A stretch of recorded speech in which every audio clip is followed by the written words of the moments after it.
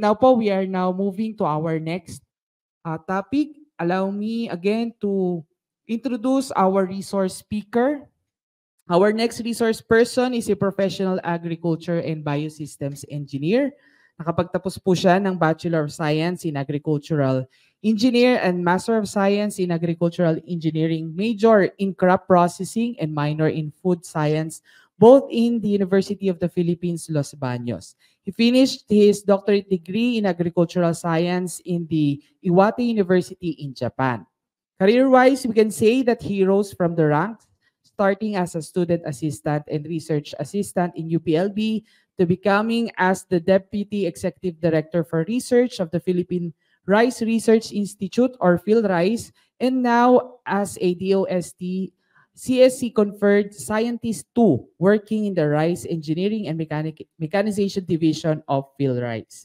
He implemented numerous R&D projects focusing on rice funded by various funding agencies such as the ABAR and the OST PCARD. He's also a recipient of several awards. Some of these include the prestigious Presidential Lingkod Bayan Award, NCR Regional winner given to him in 2020. The 2019 dangal ng PhilRice Award for Outstanding Senior Researcher and Felix D. Baramba Award as 2015 Most Outstanding Agricultural Engineer among others. Mahaba po ang list ng awards. He was also awarded the patent for his inventions such as buoyant ride-on tiller, farm-level hydrous bioethanol distiller with rice husk quasi-gasifier as heat source, and utility model for appropriate rice-based biomass gasifier system as a source of power for agricultural machineries, multi-crop reduced steel planter, and many others. Mahaba din po ang listahan. He authored several publications such as peer-reviewed scientific technical journals, book chapters, non-refereed journals, manuals, handbooks, and many others pa din po. So today, to talk about water rice in action, let us give a hand to Dr. Manuel Jose C. Regalado from PhilRice.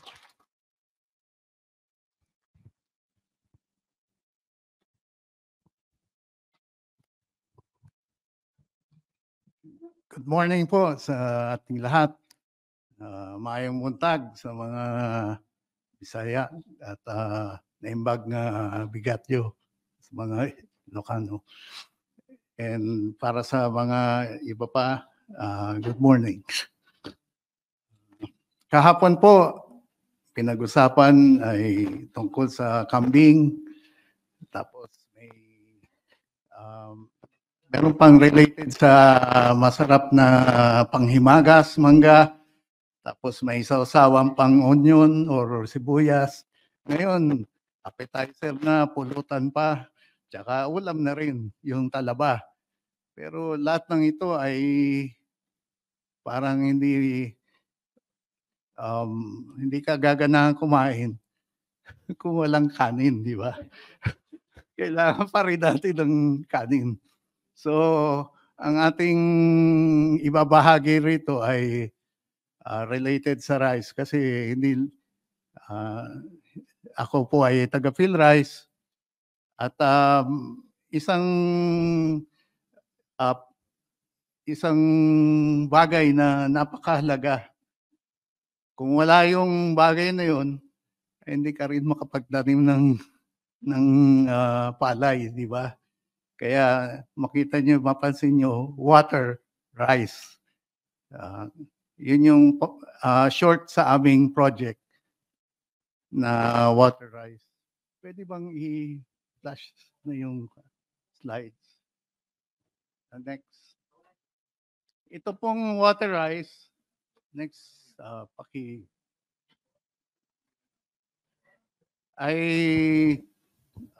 the ABAR funded project din.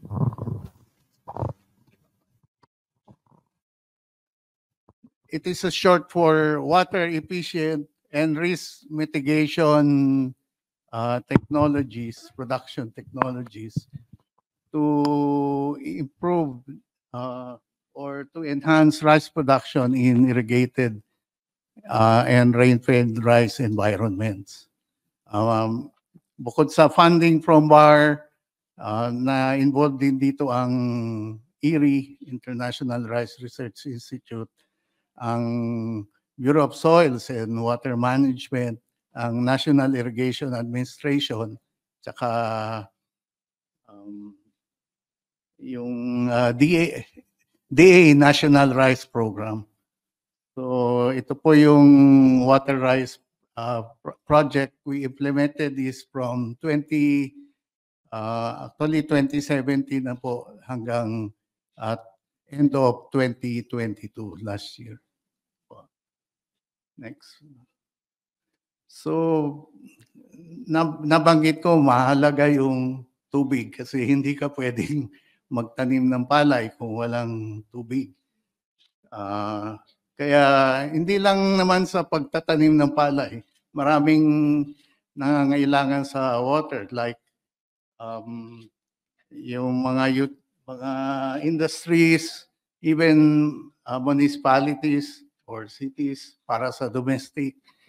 And ang ating ecosystem kailangan ng tubig. And of course, agriculture. Kahit na yung lecture kanina ni Dr. Reyes, kailangan kahit na maalat, medyo maalat yung tubig na kailangan pa rin ng water para makaproduce ng oyster. So 70% sabi ng aming source na ginagamit globally for agriculture, 70% ng fresh water. Pero sa Philippines,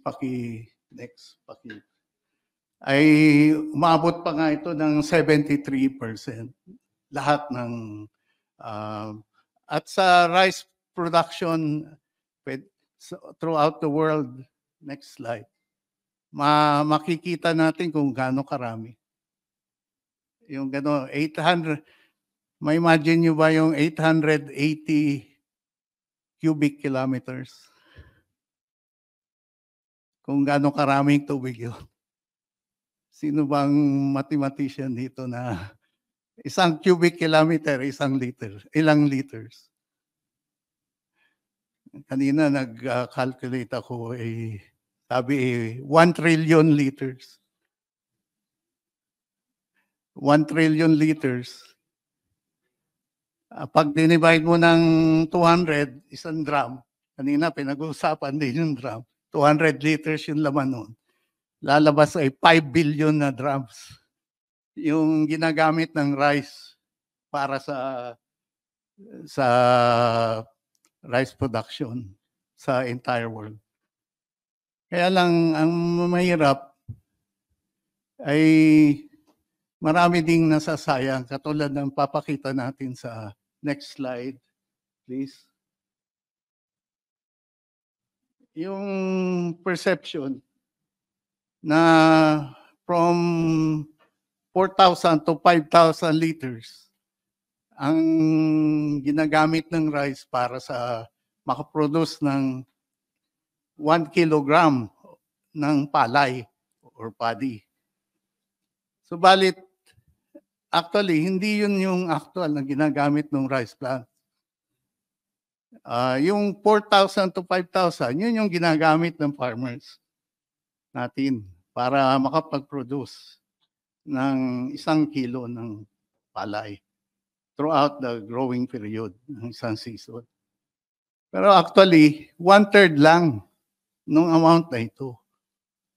Ang mga something like 1,500 liters ng palay yung ginagamit para sa makaproduce ng 1 kilogram. Yun yung parang consumptive use or yung sa transpiration.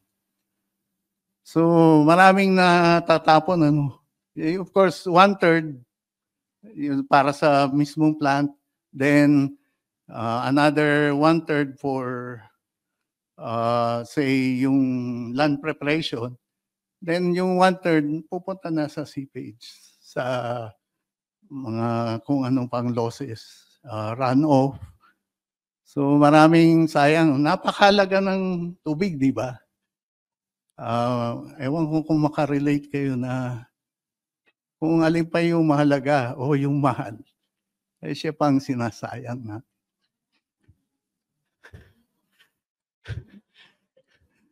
Parang may mga ganong napapanood ako na eto ang sinayang mo.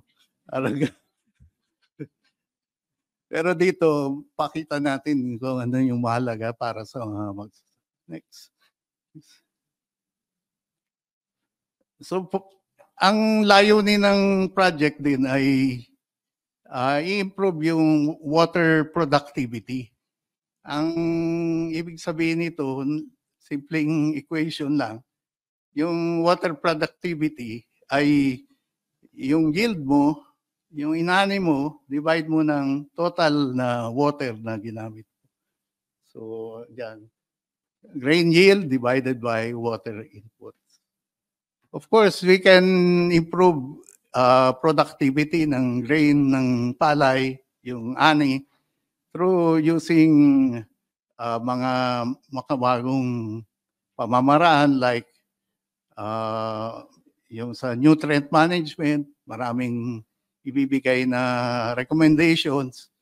Paggamit mo ng yung tinatawag nating palay check, mapapataas natin yung ani. May dito sa Muñoz, sa Nueva Ecija, ay maraming mga farmers natin na mahuhusay. Nakaka-produce ng 10 tons per hectare at yung iba mas mahigit pa. Subalit yung input naman ang kailangan nating pababain para tumaas yung water productivity. Yung input especially ng water.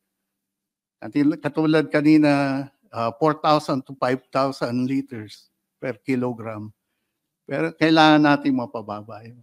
So, may mga pamamaraan katulad ng i-schedule natin yung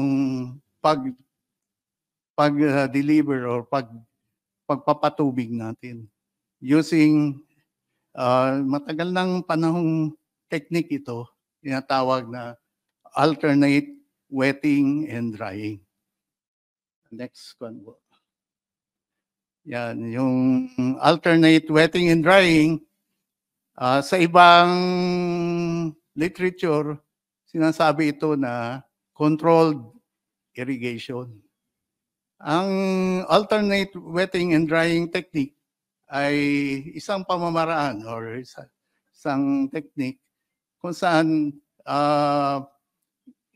ini-schedule natin yung pagpapatubig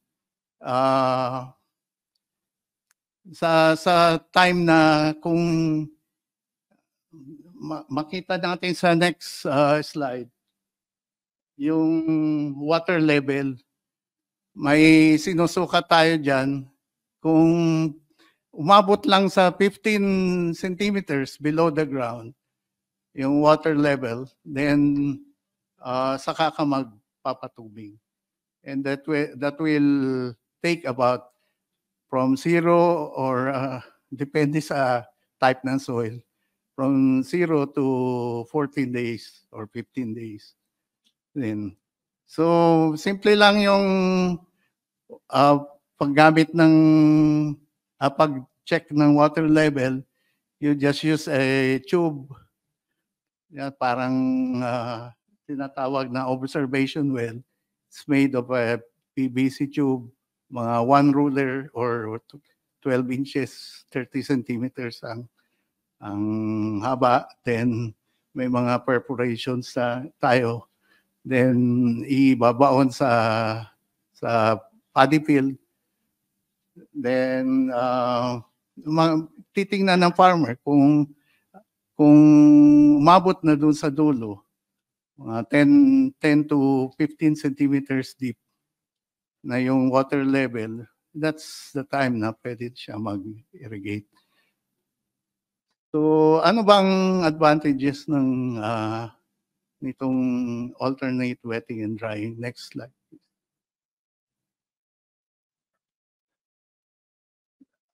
Before the advantages, yung pamamaraan para sa safe, may tinatawag kasing safe AWD. For the first pagkatanim, halimbawa, After you plant, then from 0 to 10 days, you maintain a certain water level sa paddy field, from 2 centimeter to 5 centimeters of water in the paddy field. Then after that, you gradually remove the water, then drain. Then when the water level reaches the 15 centimeter, 10 to 15 centimeter depth, then you irrigate again. So may intermittent irrigation or tinatawag na controlled irrigation para ma-accomplish yung alternate wetting and drying. Gagawin yun throughout the growing period. Then, of course, pagdating sa yung flowering stage hanggang sa grain filling period, kailangan mag-maintain ka ng tubig. Then after that, pag na-fill na yung grains, magpapahinog ka na lang. Gradually din, papa-drain mo na yung field hanggang sa makapag-ani ka na. Next, please.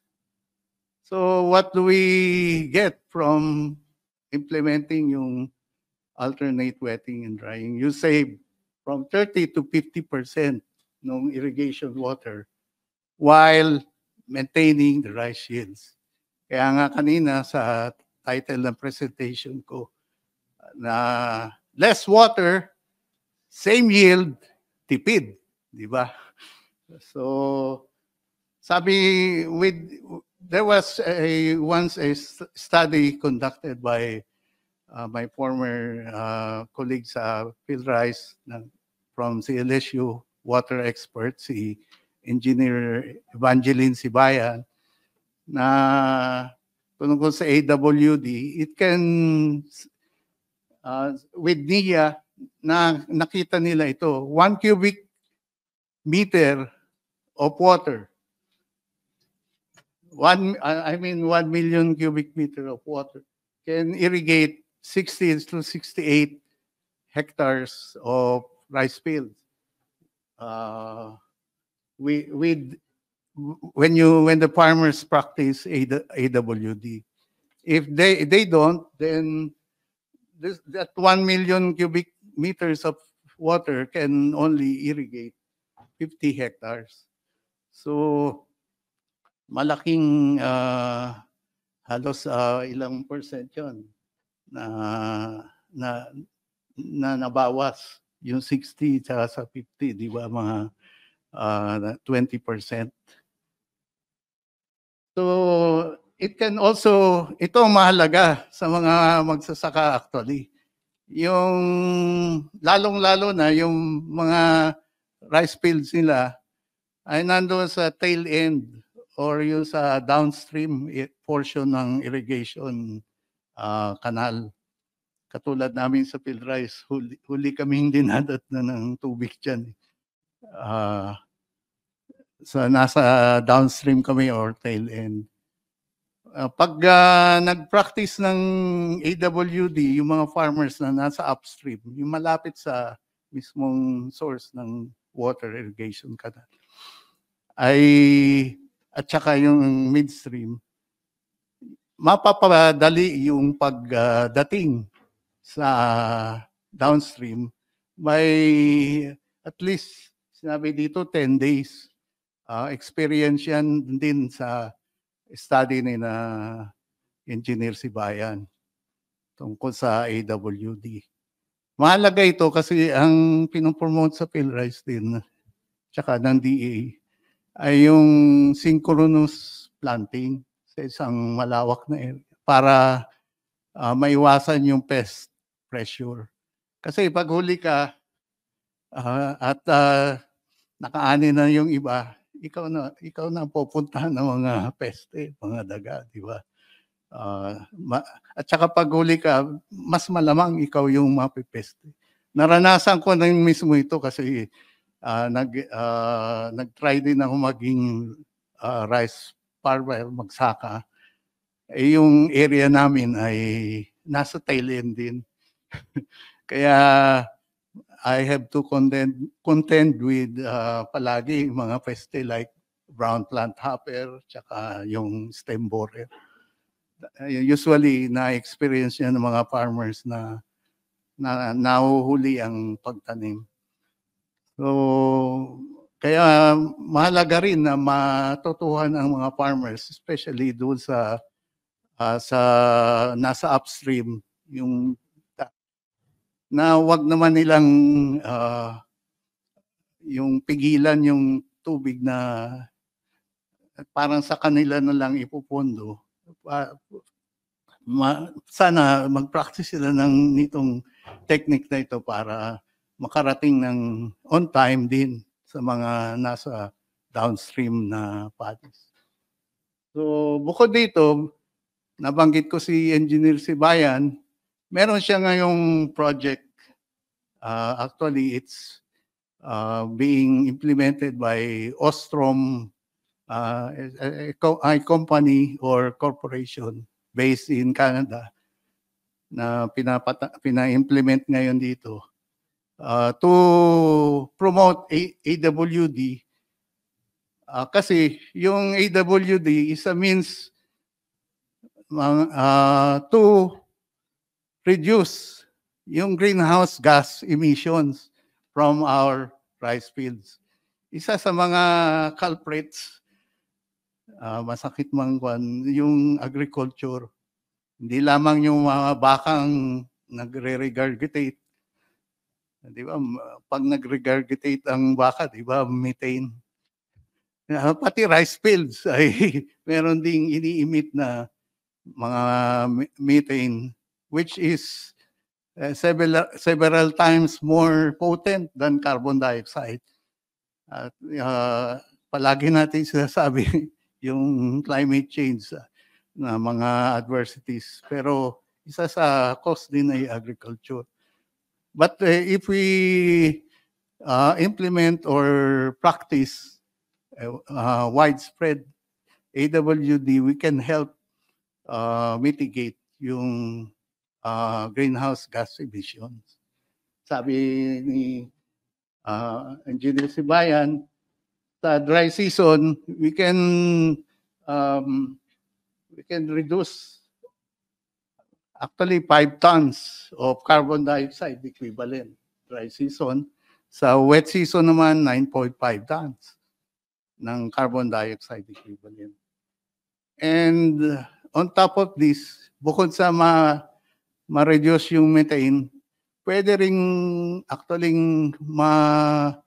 magkaroon ng carbon trading dito for the benefit of the farmers na pag may na-implement yung AWD na document ito katulad ng ginagawa ng project ng Ostrom. Ini-implement na po ito dito sa Nueva Ecija in collaboration with NIA sa isang, I think, division level. Magkakaroon ng pricing para doon sa na-mitigate, which is sa ngayon po ay about $3 per metric ton yung carbon dioxide equivalent. So meron din palang kakaroon ng benefit sa mga farmers later on. Next. Ang maganda nga yung nabanggit ko, yung technology. Subalit, kahit na may mga pinalabas na admin order, memorandum circular, admin order from DA, at memorandum circular from NIA to implement AWD sa lahat ng mga irrigation systems. Pero sad fact na less than about 20% or less. Yung iba doon sa 20% na yun ay hindi talaga yung purposive na application ng AWD, kundi nang pipilitan din lang kasi walang patubig doon sa kanilang kanal. And paano makarating itong technology to yung mga farmers tsaka yung irrigation managers, tsaka yung policy. There must be something missing sa, and with this, we thought of, we conceptualize the use of ICT. Next, please. Na para doon sa, halimbawa sa system, please press, mga pakipress nun. Next. Malaman mo yung availability sa system, then sa mismo sa lateral, then yung information na ito through the gateway and through a server, pwedeng cloud server or pwedeng hard server, ay ipaparating yung mga water levels information sa farmer, irrigation manager like NIA, tsaka maging sa mga policy makers. Ang kailangan lang naman ma-determine dito is when the farmers need yung water, how much ang dapat i-deliver doon, and kung saan. So kung ito mabigay yung mga information na ito, magkakaroon tayo ng mas maayos na system for delivery, mas efficient. Next, please. Kaya na-conceptualize namin din yung Automon. Ang tawag dito ay, it's short for automated monitoring. Yung Automon PH, of course, PH is Philippines. Dahil dito ito na conceive. It's an iOS thing, yung Internet of Things solution na tumutulong sa farmer, sa irrigation manager para malaman yung condition ng water level, kung may patubig ba sa area, tapos kung wala, or kung kailangan ng patubigan. So, hindi na kailangang i-measure sa observation well. Actually, nagkaroon kami mga experiments, yung measuring manually tsaka using Automon, yung sensor, ay may maganda namang yung prediction ba, yung halos 90 yung kanyang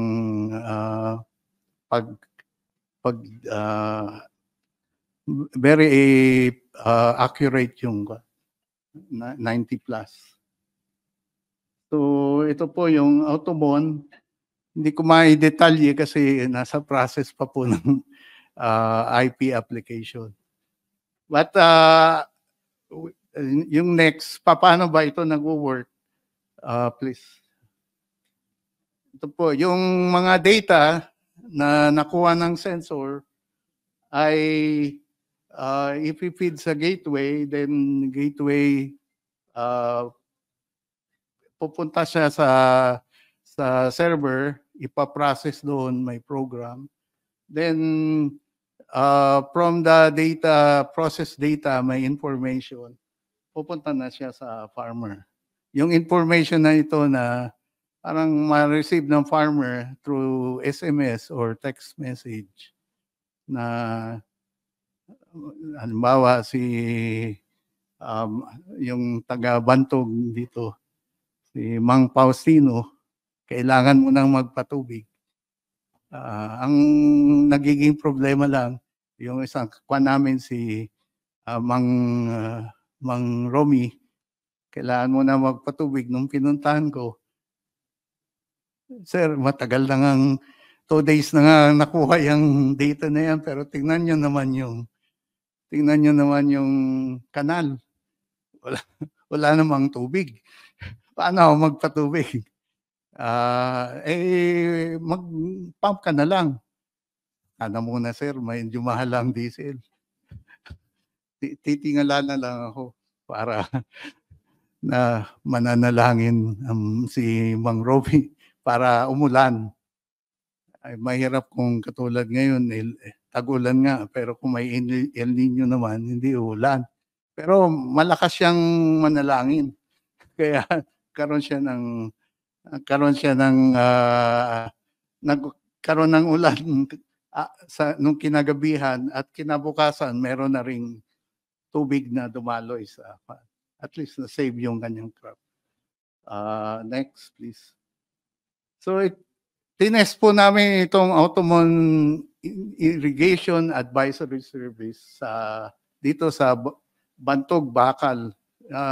Dito lang sa actually Bantog din tong si LSU, di ba? Bantog, Muñoz. Involving 7 turnouts, irrigation turnouts, 100 hectares, 15 farmers. Tsaka naglagay ko po kami ng 32 na landscape level na Automon sensors. Tsaka 3 gateways para sa testing for 1 season, yung especially sa dry season. So ito po yung mga results ng aming experiment or field trial. Next po. Next please. So dun sa framework, nabanggit ko na actually nung dineploy namin, tapos may advisory kung kailan i-open yung gates sa technician. Yung technician dito, yung technician ng NIA, yung Water Resources Facility Technician. Tapos may advisory din sa farmer kung magpapa-irrigate na siya. Tapos kung wala pa ay i-advise din siya ng NIA or ng technician na kung kailan darating yung tubig. Next po. Next please. So sa back end po, yung kanina hardware, sa back end syempre yung software, meron na ring na-develop. So merong para ma-monitor mo yung mga in-install na sensors, yung mga water level na makukuha mo yung data niya through the dashboard ng WaterRise. Gumagana po ito hanggang ngayon. Kahit tapos na po yung project. Next. Tapos yung mga installations kung saan na-monitor pa rin. And then next please, yung mga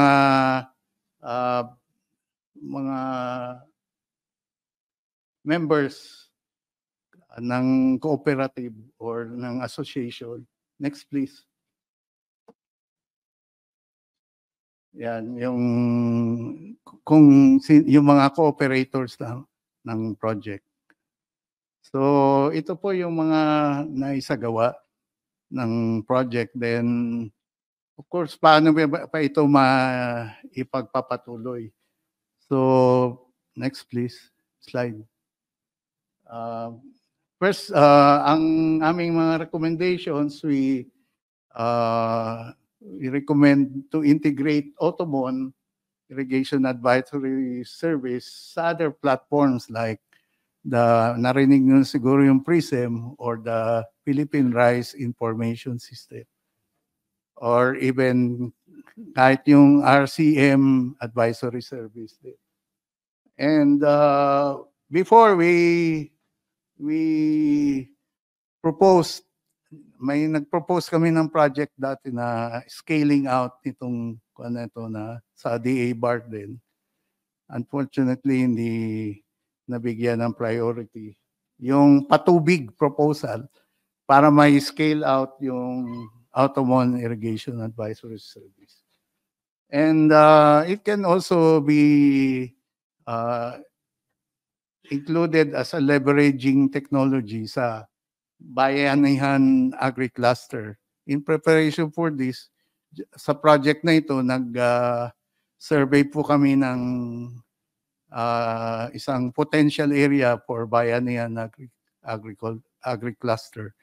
Yung 3 barangays dito sa Muñoz, adjacent to 2 barangays sa Gimba. Isang area na kung saan receptive sila na willing sila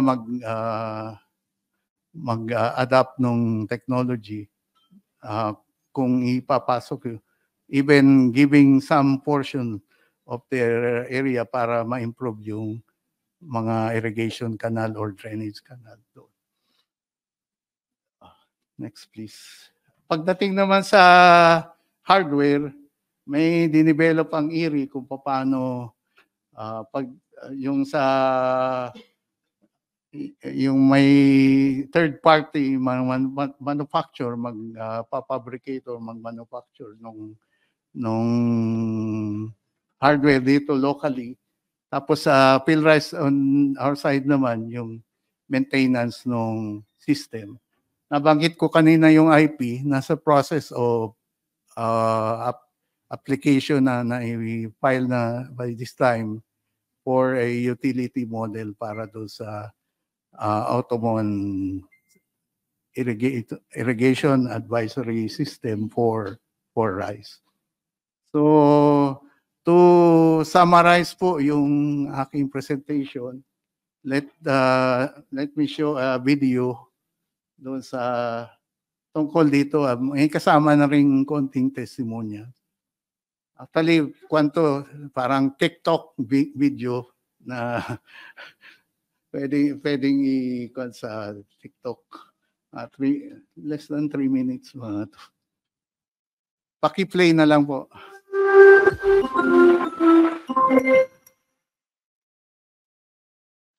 Tipid na 30% hanggang 50% sa pagpapatubig. Ayaw mo ba? Pangkaraniwan sa ating mga magsasaka ay kadalasang kumokonsumo ng 2,500 hanggang 5,000 litro ng tubig para i-produce ang 1 kilo ng palay. Pero ang katotohanan, 800 hanggang 1,600 litro lang ang kailangan para rito. Hindi lamang gastos ang nasasayang, kumokonti ang suwi, lumiliit ang dahon, at nangingitim ang ugat ng palay kapag sobra ang patubig. Huwag aksyon-aksaya sa pagpapatubig. Sa Alternate Wetting and Drying Technology o AWD at sa ating inaaral na Automon o Automated Monitoring sa pagpapalayan, tipid na sa pagpapatubig, wala pang bawas sa ani. Gamit ang observation well ng AWD, hindi palagi ang lubog ang palayan sa tubig. Magpapatubig lang ng panaka-naka sa palayan upang tuyo ang lupa sa tamang yugto ng palay bago patubigan muli. Napatunayan na ang bisa nito ng ilan sa ating kapalay.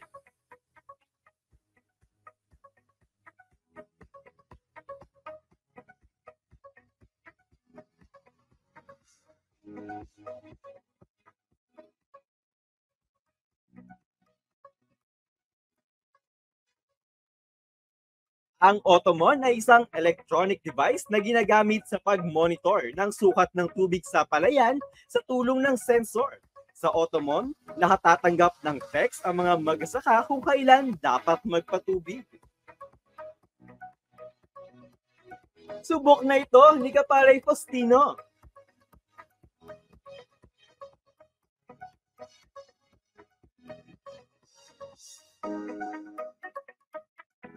Ang palay at tubig ay buhay. Kaya naman sa pag-alaga ng palay, iwasang mag-aksaya sa pagpapatubig. Tipid na, di pa nakakababa ng ani.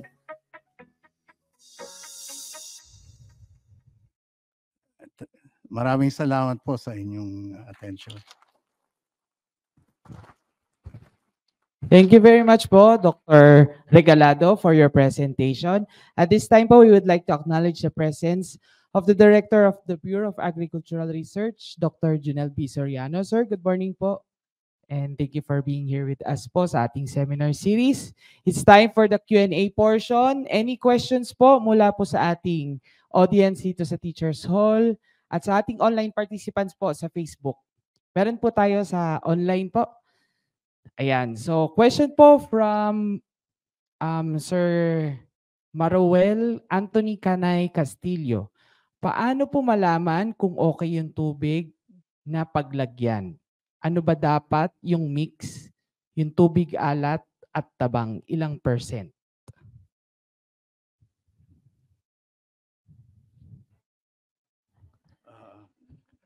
Parang, I think sa Baka question yata yan sa related oyster. yata sa question, Sa naunang, presentation naunang ng una, no?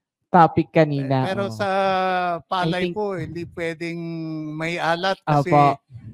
Sir, baka unless ang itatanim po ay yung, meron din naman kaming na-develop na varieties na tinatawag na saline or saline tolerant na pwedeng itanim doon sa medyo may konting salinity po na napapasok ng tubig alat yung tubig tabang. Opo. Baka pa po, hindi pa po naka-move on si Sir sa. Ngayon lang talaga niya na yan. Okay, baka po nga.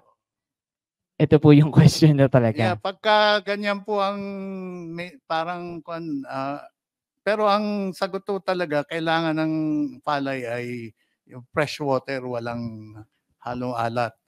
Kasi naapektuhan yung pag-intake ng mga nutrients sa lupa po. So kung sakali mang may alat, may mga areas kasi na katulad sa Bulacan Apo. na hindi ko sure kung taga saan si Sir. Sa Bulacan, yung area ng auntie ko ay hindi sila gaanong nagtatanim sa Tag-Araw kasi yung pinapump nila, wala man silang irrigation, Apo. ay medyo maalat na. Kaya sa tag-ulan lang sila Apo. nagtatanim para may fresh kuan. So, mas maganda talaga, hindi po talaga siya mix. Ano po? Fresh water. Kung may ganong sitwasyon, sumangguni na lang sa tech center namin, 0917-1111-11-31, tapos 7423, para sa yung varieties na pwedeng itanim sa mga ganyang condition, saline field condition. Okay po. Sir, I think we have another question from another online participant, si Sir Rabroy E. Ilang centimeters po sa observation well na dapat magpatubig kung mano-mano pong titignan po ang observation well? Yung ating piniprescribe po ay 15 centimeters po. Kalahating ruler, so ibig sabihin mga 6 inches po yun. Okay po. May mga questions po tayo dito sa ating kasamahan sa Teacher's Hall. Mga students po, any questions? Wala po. Baka nahihiya lang. Ipasabi sa katabi. Ipatanong sa katabi. Wala po. So meron po isa pang question. Huwag nyo lang tatanungin doon sa mahal na sinayang. Sinayang na mahal. Meron pa po yata tayong isang question po sa ating Facebook page. So i-flash po natin ulit. Ayan, si Sir Leo Picard.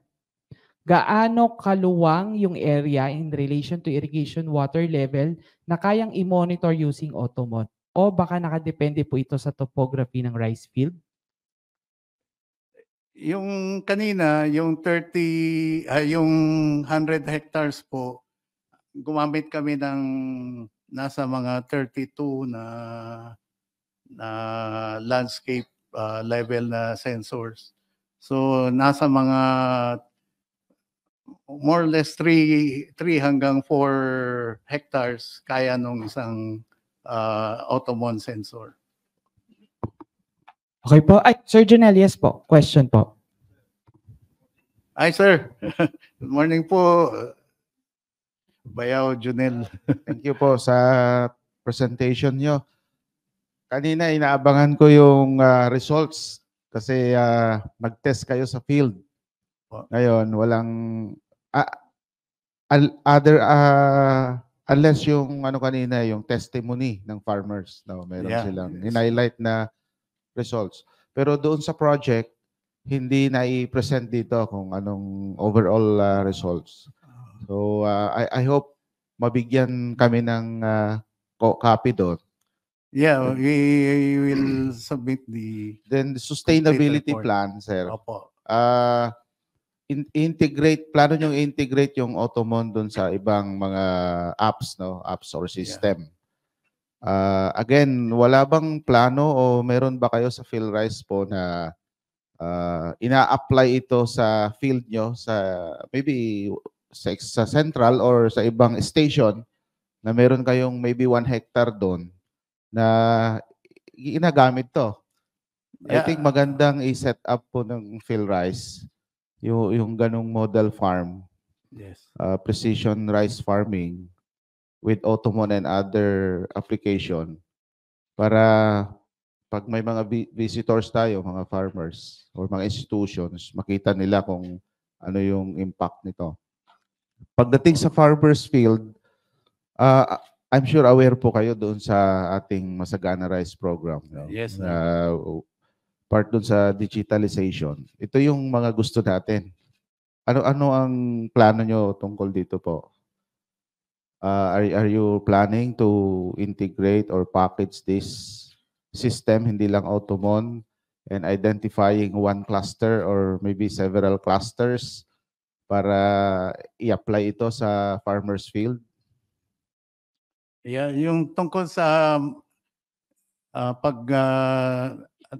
demonstrate nitong Automon sa mga stations, inuuna muna namin dito sa Central kasi may model farming engineering division. So, isasama po namin itong Automon para sa automated system actually ginagawa na po. Ang plano pa nga ay pati yung automation ng pag-open ng irrigation gates ay magawa.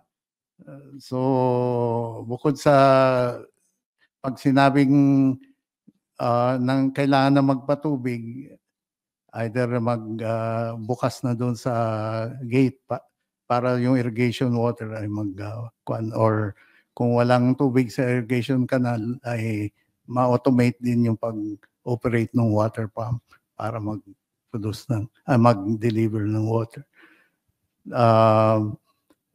Yes sir, yung patungkol sa integration nito yun nga pinopropose namin sana na ma-integrate ito sa either sa PRISM or sa yung RCM advisory service para kasama ko sa recommendation nito. Then before na mag-end yung project, propose din kami na parang may different levels ng limited scaling out in collaboration sana with BSWM sa Suiza. Then kung may solar powered irrigation system ay isama yung Automon. Then yung sa NIA naman yung mga say division level nag-propose din ng IRI that time. Tapos sa yung nakalimutan ko sir yung huli. Sa Masagana Rice Program,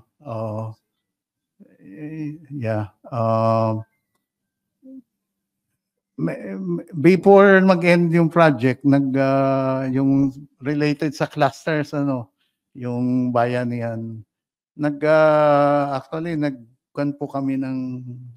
survey po kami ng parang i-consider na agri-cluster. 3 barangay dito sa Muñoz saka 2 barangay sa Gimba para sana i-set up as an bayanihan agri-cluster na may showcase itong Automon at iba pang mga technologies. Para at least dito sa Nueva Ecija meron kaming, or close to PhilRice, ay meron kaming maipapakita na showcase ng mga technologies na ini-employ na mga or ina-apply na ginagamit ng a group of yung cluster, Bayanihan Agri-Clusters. Okay po. Another question pa po. Ay, from our participant dito po sa Teacher's Hall. Sir, kindly state your name na lang po and affiliation po.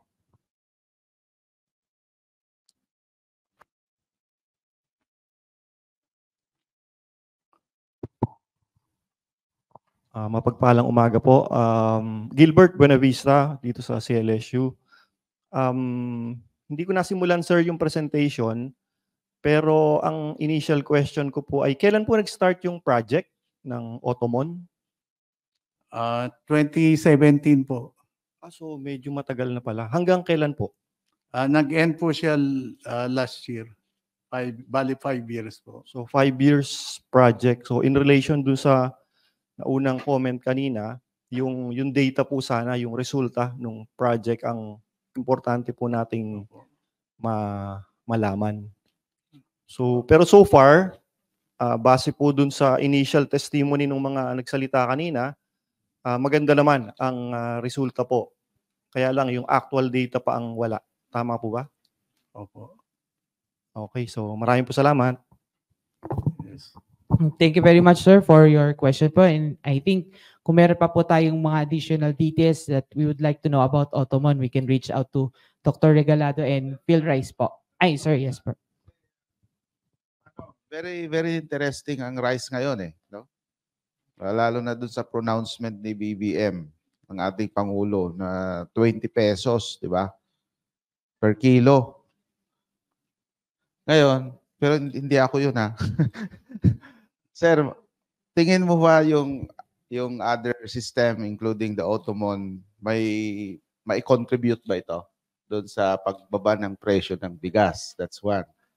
This time we are discussing with CLSU to put up a precision rice farm model. Precision rice farm model. Ito, mga estudyante, sinasamantala ko nandito yung mga estudyante. Ang idea, wala kang taong makikita sa field. Siguro meron man konti, isa, dalawa. Hindi yung napakaraming nagtatanim, nagbubunot ng palay. So lahat ng digital platform for rice, mga technologies including this. Pwede ba nating integrate lahat ito? At let's come up with a project. We'll decide kung saan natin i-establish yan. Maski 1 hectare lang. From land preparation hanggang sa ma-harvest. Kahit estudyante, gamit lang ng cellphone, mangyayari yung activity sa field. I think magandang vision ito Siguro vision pa lang. Mahirap isagawa so far. Baka kulang pa tayo. Ngayon, kung ano yung meron tayo ngayon, like Automon, gawin natin yon unti-unti. And then kung ano pa yung kulang, kung may mga nagtitesis dito, mga bata, at gusto rin yung tumulong mag-discover ng technologies, like robotics. Robotics po kasi sa ibang bansa, walang driver na tao o operator yung tractor Yung tractor, naglaland prep, siya lang mag-isa. Yung farmer nandun sa room. So, if we can establish this, maybe next year, whatever available, platforms, system, yun muna. Kung anong kulang, let's do R&D, mag-develop pa tayo. Pag nagawa natin to in the next 5 years, I think ito yung mga technologies available na kailangang pag-aralan din ninyo. Kasi kayo yung mga future farmers At I think napaka-interesting ito sa mga kabataan natin. Sir, any response from... interested po ba ang Phil Rice to join with CLSU Group para pag-usapan po itong concept na to? Yeah, para sa akin, pwede kong sabihin sa aming management na i-consider yung ganito collaboration. Especially kung interested din ng DA-BAR. So, matutulungan kami ng Bureau of Agricultural Research, ang PhilRice at CLSU para sa, especially sa funding. So, yes sir, paparating po natin. Tungkol naman doon sa halimbawa yung Automon or other technologies, paano ito makakatulong sa actually makakatulong siya sa papababa ng production cost per kilo ng palay. So, kasi pag in-employ yung mga ganitong technologies, taas yung yield, mababawasan yung mga losses na due to pest or yung water stress. So mamimit yung say kahit hindi yung potential, yung actual yield dapat matamo nung crop natin basta maayos yung optimal yung mga inputs ay ma-ensure yung yields. Then pag mataas ang yield actually at na-decrease din yung inputs, yung input cost. So, bababa yung production cost. So, pag bumaba yung production cost, halimbawa, mapababa natin ng, kasi sa ngayon, nasa 12 or 15 pesos na per kilogram. So, paano natin, hindi naman, sabi nga nila, ang rule of thumb, kung 15 pesos ang production cost tapos ibenta ng 20, ang palay pa lang yun. Ang magiging milled rice cost sa retail ay naabot ng 40. So, kung sana mapababa natin hanggang 10 pesos yung production cost, which is a tall order, big challenge. Pero kaya naman siguro basta ipasok natin yung technology kasi ang kailangan dito. At saka konting tulong sa government para sa source ng mga ibang inputs like fertilizer. Tsaka yung irrigation water. Okay po. So with that, we would like to thank Dr. Regalado. Palakpakan po natin si Sir Manny. And we would like to give you the Certificate of Appreciation. Allow me to read the citation po. Bureau of Agricultural Research awards the Certificate of Appreciation to Dr. Manuel Jose C. Regalado for sharing his invaluable knowledge and skills in his topic titled Water Rising Act. Given the 17th day of August 2023 during the National Agriculture and Fisheries Technology Exhibition with the theme Shaping Agri-Fisheries Technologies for a Better Future, held at Teachers Hall, CLSU, Science City of Muñoz, Nueva Ecija, signed by our director, Dr. Junel B. Soriano. To be awarded by the head of the Program Monitoring, Evaluation, and Leakaging Division, Dr. Anthony B. Obligado. Palakpakan po muli natin, Dr. Regalado.